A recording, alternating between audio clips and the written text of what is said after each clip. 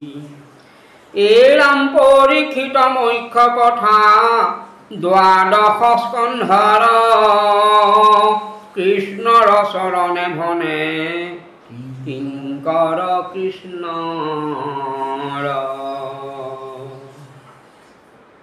ভাগৱত বৈকুণ্ঠৰ কল্পতৰু শাস্ত্ৰ। শুকমুখে এই ভূমিত বিদিত হৈছে। ভাগৱত হৈছে ভাকাৰং ভাবুক জ্ঞেয়ং গকাৰং জ্ঞান উদ্ভৱম অকাৰং বৈষ্ণৱ জ্ঞানম আৰু তকাৰং তত্ত্বদৰ্শনম। এই হৈছে ভাগৱত। সেয়েহে পদ্মপুৰাণত ইয়াৰ সুন্দৰ বৰ্ণনা কৰিছে। ভাস্কৰ সদৃশ যিটো প্ৰকাশ কৰ কল্প কৰি হনকাদি আনন্দিত হয়। বৰ্ণ ভেদে চাৰি বেদে কৰিছে আশ্ৰয় তৰ নৰ পথ যি শাস্ত্ৰে দেখায়। সেহি ভাগৱত শাস্ত্ৰ মুক্তিৰ পাম আক জানি বুধজনে সদা কৰে পান। ভাগৱতৰ ৰস সদায় সাধুজনে পান কৰে বুলি কৈছে। যি এবাৰ ভাগৱতৰ ৰস পান কৰিছে তেওঁ আৰু অন্য ৰসলৈ মন নাযায়। সেয়েহে মহাপুৰুষ মাধৱদেৱে অন্যত্ৰ ৰসত ৰতি নাই বুলি কৈছে নামঘোষাত। এই ভাগৱত পূৰ্বত বৈকুণ্ঠত আছিল। বৈকুণ্ঠৰ পৰা ভাগৱত দুটা ধাৰাৰে পৃথিৱীলৈ আহিছে। এটা ধাৰা হৈছে নাৰদীয় সম্প্ৰদায় বুলি কয় আৰু এটা হৈছে অনন্ত বা নাৰায়ণ সম্প্ৰদায়। নাৰায়ণ সম্প্ৰদায় আদি নিৰঞ্জনে পূৰ্বত কহিলা, অনাদিয়ে কালপুৰীয়নো কহিলা, কালপুৰীয়ে সূৰ্যনাৰায়ণক কহিলা, সূৰ্যনাৰায়ণে শ্ৰীচন্দ্ৰক কহিলা। এইটো এনেকৈ এটা ক্ৰম আছে।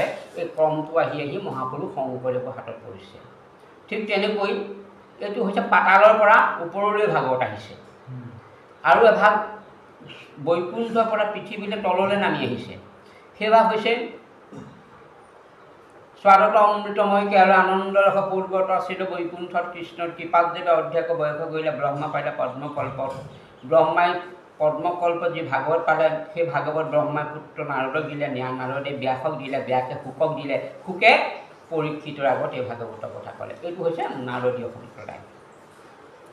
এই যি দুটা ধাৰাৰে ভাগৱত আমাৰ পৃথিৱীলৈ নামি আহিছে সেইবাবে ভাগৱতৰ প্ৰথম স্কন্ধৰ পৰা নৱম স্কন্ধলৈকে এইখিনি হৈছে নাৰায়ণ সম্প্ৰদায় আৰু দশম স্কন্ধৰ পৰা একাদশ দ্বাদশলৈকে হৈছে ই নাৰদীয় সম্প্ৰদায়। অৰ্থাৎ নাৰদীয় সম্প্ৰদায়ৰ মূল উপাস্য দেৱতা সমস্ত হিন্দু ধৰ্মৰ উপাস্য দেৱতা ভগৱান শ্ৰীকৃষ্ণ।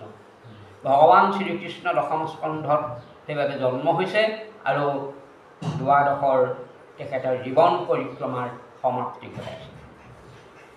সেইবাবে ভাগৱতৰ যি দহোটা লক্ষণ আছে, সৰ্গ, বিসৰ্গ, স্থান, পুতি, ইতি, মন্বন্তৰ, ইশানুকথা, মুক্তি, নিৰ্ধাশ্ৰয়, এই দহোটা লক্ষণযুক্ত মহাভাগৱতক সূৰ্য পুৰাণ বুলি কৈছে।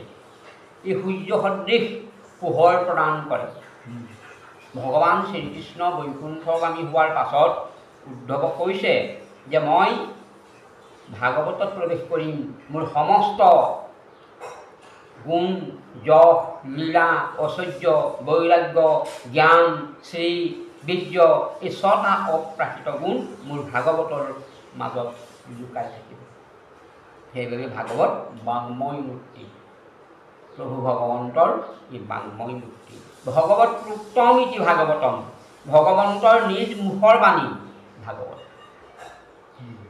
সেইবাবে ভাগৱতত জ্ঞান, বিজ্ঞান, তদং ৰহস্য, গুণ, ক্ৰিয়া, জাতি, দ্ৰব্য, মায়া, তৰং, জীৱ, ঈশ্বৰ, এই 12টা তত্ত্বৰে ভাগৱতখন হৈছে। প্ৰথম স্কন্ধে পৰমায়ু, দ্বিতীয় স্কন্ধে 2 দৃষ্টি, তৃতীয় ত্ৰিবৰ্গ, চতুৰ্থ চতুৰ্বৰ্গ, পঞ্চমত প্ৰাণ, ষষ্ঠত ছয় উৰ্মি, সপ্তমত সপ্ত আৱৰণ, অষ্টমত অষ্টদল পদ্ম, নৱমত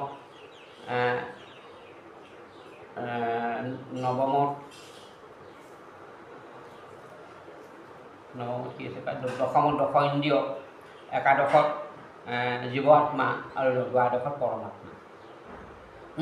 এইখিনি হৈছে ভাগৱতৰ মূল তত্ত্ব। সেইবাবে ভাগৱত আমাক সদায় শ্ৰৱণ কীৰ্তন কৰিবলৈ লৈছে। সংসাৰ ধৰ্মত ভাগৱতৰ যি সান্নিধ্য লাভ কৰিছে, জীৱই মুক্তি লাভৰ উপায় ভাগৱতত আছে। আৰু সংসাৰখন সুকলমে পৰিচালনা হৈ যাবলৈ হ'লে ভাগৱতৰ যিবোৰ কাহিনী আছে, প্ৰহ্লাদ চৰিত, ধ্ৰুৱ চৰিত, ৰজা অম্বৰীষৰ কাহিনী, গজেন্দ্ৰ পাখ্যান, এই পাঠবোৰে আমাক সংসাৰ ধৰ্মৰ আপদ বিপদৰ পৰা সদায় ৰক্ষা কৰিব। এই পাঠখিনি আমি কৰিলে সৰুকালতেই শিশুৰ নৈতিক চৰিত্ৰ গঠন হ'ব। আটাইতকৈ ডাঙৰ কথা যে আমাৰ ভগৱান শ্ৰীকৃষ্ণ জন্মৰ পিছৰ পৰা তেৰাই যি মথুৰা লীলা কৰিছে, দ্বাৰকা লীলা কৰিছে, ব্ৰজধামৰ তেৰাই যি লীলা কৰিছে, বৃন্দাবনৰ যি লীলা কৰিছে, গোটেই লীলাখিনিয়ে আমাৰ মানৱ জীৱনত আমাক প্ৰভাৱ পেলায়। সেইবাবে ভগৱান শ্ৰীকৃষ্ণৰ লীলাসমূহ আমি অধ্যয়ন কৰিলে তাৰ যোগেদি আমি বৈদিক সাহিত্য, হিন্দু ধৰ্মৰ পৰম্পৰা, সনাতন ধৰ্মৰ যি তত্ত্ব বা মহাপুৰুষা ধৰ্মৰ যি গুৰুদেৱ নাম ভকতৰ যি তত্ত্ব আমাৰ উপলব্ধি হ'ব। হৃদয়ত আমাৰ আধ্যাত্মিক ভাৱ জাগৃত হ'ব আৰু সমস্ত দেহ মন প্ৰাণ আমি ভগৱন্ত চৰণত সমৰ্পণা কৰি আমাৰ জীৱ তৰণৰ উপায় ভাগৱতে আমাক প্ৰদান কৰিব বুলি কৈছে। আমি এতিয়া এটা অধ্যায় উলিয়াওঁ।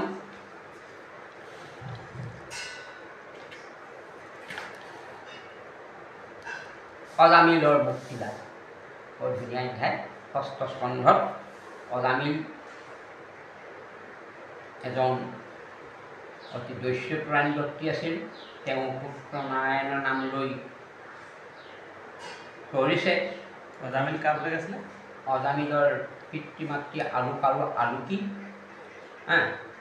এই অজামিলে যি নাম তত্ত্ব, যে কলিযুগে ৰাম নামেহে ৰাম নামে কৰি আছে জগত উদ্ধাৰ, এই নাম প্ৰহ্লাদে যি নাম লৈছিল, প্ৰহ্লাদে যি নাম লৈ স্তম্ভৰ মাজতেই নৃসিংহ অৱতাৰক আবিৰ্ভাৱ কৰাইছিল, সেই নাম অজামিলে একান্ত চিতে যিটো সময়ত সৰসজ্জাত পৰি আছে, তেওঁ যমদূতে আহি বান্ধিছে। সেই মুহূৰ্তত তেওঁ নাৰায়ণ নাম লৈছে। নাৰায়ণ নাম লোৱাৰ লগে লগে বিষ্ণুদূতে আহি যমদূতক খেদি পঠিয়াইছে আৰু অজামিলক বৈকুণ্ঠলৈ লৈ গৈছে। নাৰায়ণ, চাৰিও বেদৰ চাৰি অক্ষৰ হাৰকাৰি আনি ব্ৰহ্মদেৱে বেগত কৰি থৈলে নাৰায়ণ বাণী। সেই নাৰায়ণ, সেহি নাৰায়ণ নাম লয়া শুদ্ধ কৰোঁ আমি চিত্ৰ কায়া, হৰি সন্তোষৰ কাৰণ আন নাজানি। সেইকাৰণে নামেব কেৱলম কেৱলম কলৌ নাস্তেব নাস্তেব গতিদম।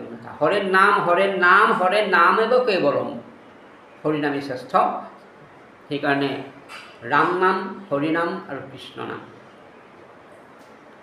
ৰাম নামে জীৱৰ সদ্গতি দিব আৰু হৰি নামে দেহ শুদ্ধ কৰিব, কৃষ্ণ নামে অন্তৰাত্মাক অষ্টদল পদ্মৰ মাজত থকা যি প্ৰভু পৰমাত্মা, পৰম ব্ৰহ্ম, যি আত্মাই পৰমাত্মাক লগ পাবৰ বাবে, জীৱ আত্মাই পৰমাত্মাক লগ পাবৰ বাবে যি অহৰহ নাম, সেই নাম কৃষ্ণ নাম। এইটো কিখন শব্দ, এইটো পৃথিৱী বাচক ভৈলা ন আনন্দ তত্ত্বব্ৰত। নটা আনন্দ আমাৰ হৃদয়ত জাগৃত হ'ব। স্বৰূপানন্দ, হৃদয়ানন্দ, পৰমানন্দ, পূৰ্ণানন্দ, নিৰানন্দ, এনেকৈ নটা আনন্দ আছে। এই নটা আনন্দত যেতিয়া আমাৰ মন প্ৰাণ পুলকিত হৈ উঠিব, তেতিয়াই আমাৰ সকলো মায়া নাইকিয়া হৈ যাব। আমি অনবৰতে তেতিয়া মায়াক ছেদ কৰি সমস্ত ব্ৰহ্মক আমি ব্ৰহ্মময় দেখিম, সমস্ত জীৱক আমি ব্ৰহ্মময় দেখিম, জীৱই শিৱ। আৰু সেই জীৱ শিৱই সেই যি আত্মজ্ঞান আমাৰ হৃদয়লৈ আহিব, তেতিয়াই আমি মুক্তি পথৰ যাত্ৰী হ'ম। এতিয়া সেই মুক্তিপথৰ যাত্ৰীৰ সংধানত আমি অজামিল